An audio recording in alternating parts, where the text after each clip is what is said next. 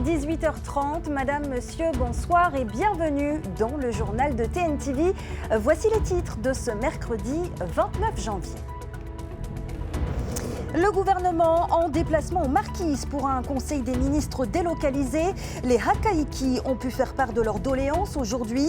Parmi les nombreux dossiers, celui du changement de statut de la Terre des Hommes. Les détails au début de ce journal. Les représentants syndicaux de l'UNSA des Raromat Ei en formation. Ils ont bénéficié de conseils de 2 formateurs nationaux de l'UNSA Fonction publique. Une visite en présence du secrétaire général du syndicat, Luc Faré, est notre invité. Nous ferons le point sur les préoccupations locales. Enfin, restez avec nous pour admirer les festivités du Nouvel An chinois.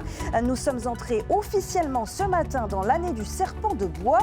Pour honorer ce signe, une statue dorée a été dévoilée face à un public conquis.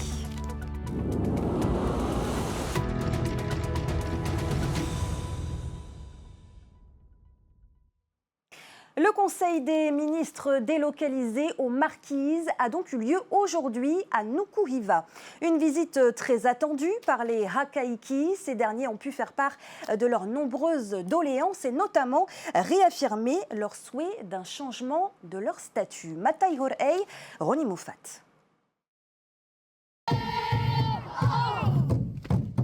C'est au rythme des Pahou et des Mavemai que s'est ouvert ce conseil des ministres délocalisé à Taiohae dans une ambiance empreinte de culture et de tradition. Une rencontre essentielle pour les Hakaïki qui ont pu soumettre leurs doléances sur des problématiques précises touchant leur quotidien et l'avenir de l'archipel. Donc bien sûr en passant d'abord par les compétences de la commune qui est l'eau, le déchet, les déchets et bien sûr le traitement des eaux usées.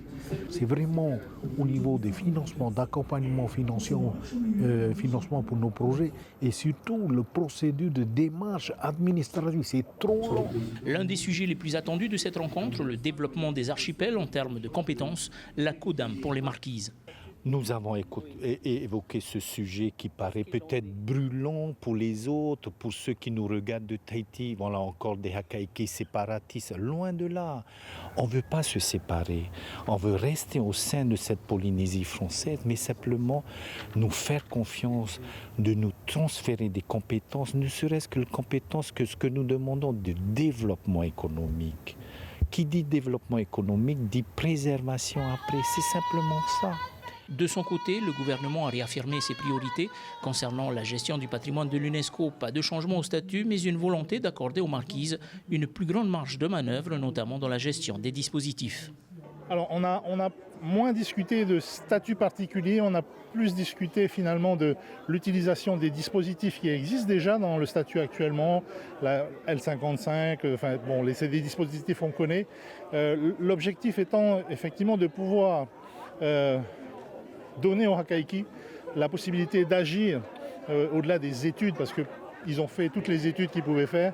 Maintenant, ce qu'ils aimeraient, c'est pouvoir agir. L'après-midi a été consacré aux visites de terrain permettant de faire un point d'étape sur les projets en cours et ceux déjà réalisés sur l'île de Nukuhiva. Le prochain Conseil des ministres délocalisé se tiendra à Raivava en février.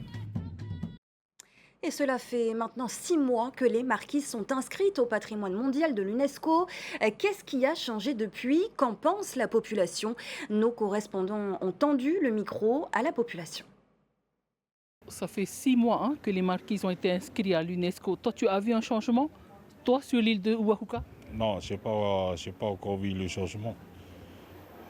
Quand je vois, ça n'a pas du tout changé. Toujours la même chose. Peut-être dans 2 ans.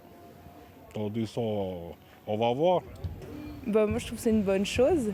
Peut-être ça va mettre en place d'autres projets. Peut-être qu'il y a d'autres choses qui vont être faites en plus et ça peut être cool. Peut-être même l'entretien de certains sites pour les mettre en valeur, pour les protéger un peu mieux peut-être aussi.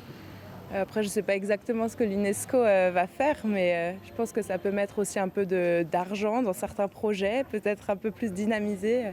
Nous, côté artisans, il y a quand même pas mal d'artisans qui ont vu des changements, c'est-à-dire on a trouvé que la pierre, elle est plus protégée. Elle est plus protégée, même côté bois. Près de 600 affaires traitées en 2024. C'est le bilan du tribunal administratif de Papeete. Une année positive pour la juridiction donc, avec seulement 4 magistrats. Quelles ont été les affaires les plus courantes? Comment s'annonce 2025? Les réponses avec Laure Philibert. C'est l'une des seules juridictions françaises à afficher un solde positif pour l'année 2024. Le tribunal administratif de Polynésie française a jugé plus d'affaires qu'il n'en est entré. Des affaires liées pour un quart d'entre elles au contentieux de la fonction publique. Des recours également concernant des refus d'indemnisation par le CIVEN, mais aussi 3 fois plus de missions consultatives sur la répartition des compétences État-pays. On a eu beaucoup de demandes d'avis. La mission consultative du tribunal a été très sollicitée cette année puisqu'on a eu on a eu 13 demandes d'avis dont beaucoup portaient sur ces questions de répartition des compétences. Et c'est dans ce cas-là, le tribunal, la loi statutaire l'y oblige, les renvoie au Conseil d'État pour qu'il rende l'avis en question. Je pense que pour celui qui pose la question, que ce soit l'autorité de l'État ou l'autorité du pays, c'est une façon d'avoir plus de certitude sur la bonne solution et puis peut-être aussi une caution dans des débats futurs sur la solution qui est proposée. En 2025, plusieurs affaires sont susceptibles d'intéresser le grand public. On a un refus d'importation sur des antennes Starlink qui peut quand même beaucoup m'intéresser, notamment dans les archipels où les connexions Internet ne sont pas toujours faciles. Donc on verra quelle solution le tribunal devrait y apporter. On a toujours la question de la portabilité des numéros de téléphone qui revient après de nombreuses péripéties contentieuses. Et cette fois avec un opérateur de téléphonie qui conteste les modalités qu'on lui impose pour appliquer cette portabilité qui doit être mise en place, rappelons-le, depuis 2013. Une délégation du Conseil d'État est attendue au Fénois fin juin. La dernière remonte à 2019. On prend la direction de Raiatea à présent, où des représentants de l'UNSA ont profité de la venue de leurs représentants nationaux. Ils ont été formés durant plusieurs jours. L'occasion également pour l'entité métropolitaine de s'imprégner des spécificités locales. Avant d'en parler avec notre invité, voyez ce reportage de Jessica Doucet. Comprendre le fonctionnement du syndicat, savoir tenir son rôle de représentant syndical au sein de sa communauté, c'est ce qu'apprennent les enseignants participant à cette formation. 2 jours pour apprendre à devenir un militant actif et productif. Le but, c'était vraiment de comprendre d'où on est, qui on est, quelle est notre différence et pourquoi nous. C'est surtout là-dessus que sont venues les questions. Et après, c'est comment on avance, quel type de réforme on peut mettre en place pour la réussite de tous. C'est surtout ça les questions, c'est essentiellement ça les questions et comment eux peuvent s'impliquer au quotidien dans ce travail auprès des collègues et des élèves. Une belle opportunité selon les participants qui ont connu ces dernières années des mouvements sociaux à répétition au Fénois, notamment sur l'ITR, l'indemnité temporaire de retraite, sur les horaires scolaires ou encore sur le délai de carence en cas de maladie. Depuis que Macron est à la tête de l'État, nous avons connu 6 différents ministres de l'Éducation nationale, ce qui est considérable. Ça veut dire qu'un tel vient avec sa réforme et l'autre avec la sienne et puis on n'arrive pas à finir une réforme, on doit déjà commencer une autre. Il nous faut, nous, sur le terrain, être bien armés, bien au fait pour pouvoir répondre aux collègues qui sont sur le terrain. Une visite formatrice, mais pas seulement. Ce déplacement permet de découvrir les spécificités du Fénois, notamment grâce à cette immersion au CJA, Centre pour jeunes adolescents, un genre de structure éducative qui n'existe pas dans l'Hexagone. C'est une chance donnée à des jeunes qu'on qualifierait de décrocheurs. Et je trouve que leur redonner confiance, leur donner des perspectives est un atout. Et ce dispositif, puisqu'il y a un certain nombre d'établissements de ce type sur la Polynésie et qui n'existent pas dans l'Hexagone, est vraiment à la fois une réussite, un modèle à suivre. Et je crois que cette idée-là, en tout cas moi, je la porterai à mon retour. Cette visite est le préambule du congrès local UNSA Éducation prévu ce vendredi à Tahiti. Bonsoir Luc Faré. Bonsoir. Bienvenue sur le plateau de TNTV. Vous êtes le secrétaire général de l'UNSA Fonction Publique. On l'a vu dans le reportage, vous avez donc rencontré les représentants locaux. Quel est l'objet concrètement de cette visite en Polynésie et quel bilan vous tirez de vos rencontres avec les agents? Notre premier objectif, mon premier objectif, en tant que secrétaire général de l'UNSA Fonction Publique, c'est de rencontrer les agents publics et de comprendre les spécificités de la Polynésie. Parce que rendre le service public sur les 76 îles habitées, eh bien, ça nécessite de bien comprendre la question des transports, la question parfois de l'isolement. Et puis, sur certaines des îles, si j'ai bien compris, le seul service public ou presque qui est en place, c'est une classe, un enseignant. Et donc, pour nous, pour moi, c'est important parce que lorsque je vais discuter avec les ministres, eh bien, d'avoir compris les spécificités de la Polynésie. Quels ont été les retours des agents, des problématiques? Ils vous ont fait part des problématiques locales? Nous avons beaucoup parlé des revendications des agents publics et en particulier de la question des retraites, entre autres parce qu'il y a un nouveau dispositif qui est mis en place et sur lequel l'UNSA a été très très actif pour obtenir enfin un remplacement à l'ITR qui doit disparaître en 2028. En 2028, on va justement se pencher davantage sur le dossier des retraites. Vous parlez donc de ce nouveau dispositif, c'est la CVR, la cotisation volontaire au régime de retraite. Je rappelle quand même aux téléspectateurs que c'est un complément de pension qui est accordé aux fonctionnaires d'État résidant en Outre-mer. Pourquoi cette compensation ? Tout simplement parce que le niveau de rémunération des agents publics diminue fortement lorsqu'ils partent à la retraite. Et en particulier parce qu'on tient compte dans la rémunération ici du coût de la vie qui est beaucoup plus cher que dans l'Hexagone. Donc on avait un système, l'ITR, et qui est mis en extinction, ce qui fait qu'en 2028, les agents publics, les fonctionnaires de l'État auront 0 €. Un système remplacé par la CVR, pardon, un nouveau dispositif qui a fait bondir les fonctionnaires d'État jusqu'en Polynésie. Les avez-vous entendus à ce sujet et vers quoi allons-nous finalement ?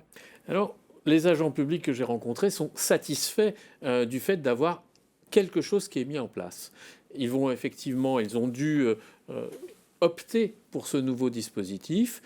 Ceux qui l'ont fait, 30% d'entre eux, vont pouvoir bénéficier au minimum de 4 000 € par an lorsqu'ils prendront leur retraite. Et ça, c'est un point très positif.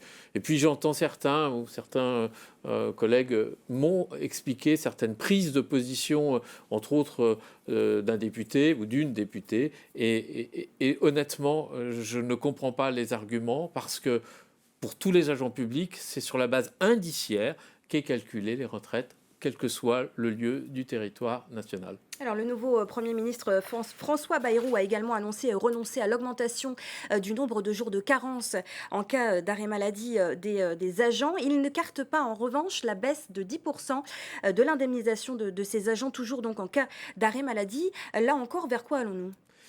Je pense que la décision est définitivement prise d'abandonner 2 jours de carence supplémentaires. Et ça, c'est le résultat de la mobilisation qui a eu lieu le 5 décembre dernier et qui a été, je crois, extrêmement suivie en Polynésie. Par contre, nous n'avons pas encore réussi à retirer cette sanction pour les agents malades, puisqu'on ne choisit jamais ni d'être malade ni d'être accidenté.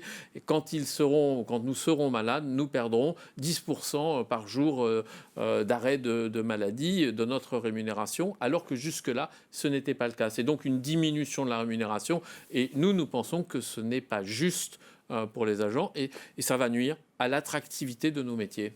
Autre problème en Outre-mer, Luc Farré, celui du retour parfois difficile des agents ultramarins chez eux, dans leur territoire d'origine. Comment est-ce qu'on peut favoriser ce retour ? Comment est-ce qu'on peut faire ? Alors, ce sujet est très complexe parce qu'il y a des enjeux de toute nature. Ce que nous portons, nous, à l'UNSA Fonction Publique, c'est le fait de permettre aux agents de rentrer. Ça nécessite des discussions en continu avec le gouvernement quand nous pouvons aborder ces sujets. Pour ça, il nous faut un gouvernement stable. Et ces derniers mois, ce n'était pas le cas. Justement, c'était pas le cas. Le contexte politique actuel est très tendu en métropole. Avec le nouveau gouvernement, est-ce que vous pensez engager des discussions, un dialogue serein ? Alors, le ministre, ce matin, s'est exprimé dans des médias nationaux. Il annonce des mauvaises nouvelles pour les agents publics, ce qui va tendre nos relations. Mais moi, j'espère réussir à discuter avec lui, parce qu'à l'UNSA, on a cette volonté de discuter, de négocier et d'ouvrir des négociations sur les carrières, sur les rémunérations, sur les parcours qui permettront, et la mobilité, qui permettront aussi à certains agents de rentrer ici. Des rendez-vous sont déjà fixés ? Les rendez-vous se fixent et nous n'allons pas commencer par claquer la porte. Nous allons tout faire, si ce gouvernement réussit à faire passer son budget, à discuter et à avoir un interlocuteur. Luc Faré, merci d'avoir accepté notre invitation ce soir. Je rappelle que vous êtes le secrétaire général de l'UNSA Fonction publique. Merci à vous. Ce 29 janvier marque également le premier jour de l'an chinois. Comme il est de coutume, le temple Kanti a ouvert ses portes au public tôt ce matin pour le réveil des lions. Cette année met à l'honneur le serpent de bois. Une statue dorée a été sculptée en son honneur. Mereteato, Oriano Tefao. Des pétards pour chasser les mauvais esprits et des lions venus se remplir d'énergie positive. C'est leur première étape auprès du dieu Kanti avant de partir en tournée, partager prospérité, chance, amour et bonheur dans les foyers et les commerces du Fénois. C'était la première fois et j'étais très contente de pouvoir voir ça. C'était très joli. Et la décoration et les mouvements des dragons, j'ai beaucoup aimé. C'est vrai que parfois il y avait des pétards, des grosses percussions et on sent que c'est festif. Plusieurs associations d'arts martiaux ont ramené les fauves dans le temple pour recevoir les bénédictions des mains du gardien du temple, Richard Chenou. Nous avons reçu plusieurs écoles de danse du lion qui sont venus respecter notre divinité ici, qui est Kanti. On lui demande prospérité, on lui demande chance, on lui demande bonheur, paix et amour. En venant au temple, avant d'aller en ville, dans les commerces ou dans les foyers, on emmagasine du positif, de la bonne énergie. L'association Chinwon Kwon, menée par Charles Lo, a été le premier à lâcher ses fauves ce matin à l'intérieur du temple. Très important d'ouvrir le premier jour de l'année pour la protection. Il y aura pas mal d'épreuves pour tout le monde. Je dirais que c'est une année de challenge. Il faut être positif. L'une des plus jeunes associations sino-polynésiennes, Wenwu Kwan Tahiti, présidée par Michael Moussang, est venue présenter ses vœux pour cette année du serpent de bois. Alors officiellement, on existe depuis 3 ans. Et puis on s'est lancé cette année à la danse du lion pour justement perpétuer la tradition et puis donner en fait un objectif de démonstration en plus des démonstrations de Kung Fu qu'on fait d'habitude. Bravo à eux, bravo pour leur performance, bravo pour l'investissement et on peut être que fiers d'eux. Voilà. Après le temple, direction le Sinitong, devant le serpent de bois, symbole de cette nouvelle année. Un serpent doré sculpté à cette occasion. Nous avons la chance d'avoir un artiste qui tous les ans nous prépare la statue. Il y a un peu de vert pour représenter la verdure et puis le bois solide, symbole d'équilibre. Les lions repartiront dans les foyers et les commerces propager l'énergie positive durant les 15 jours de festivités. Samedi aura lieu le bal populaire. Viendra ensuite une journée culturelle chinoise le 9 février. Point d'or de ce nouvel an chinois, le défilé des lanternes le 15 février, de la mairie de Papeete jusqu'au temple Kanti. Le nouvel an chinois célébré un peu partout en Polynésie, à Raiatea. La tournée des lions a démarré tôt ce matin dans les commerces et les entreprises d'Uturua comme une bénédiction pour débuter la nouvelle année. Ces festivités marquent également 15 jours chargés pour les associations de danseurs. Écoutez à ce propos Ludovic Tiaiho, le président de l'association culturelle chinoise de Raiatea. Il est interrogé par Jessica Doucet. Cette année, le programme, c'est de faire la tournée ici à Réata ou Touroua, dans tous les commerces et les écoles, les roulottes, les mariages et les anniversaires. Voilà. Et on va sur l'île de Taha et après on va sur l'île de Huahine. J'ai préparé mes garçons avant l'heure, quoi.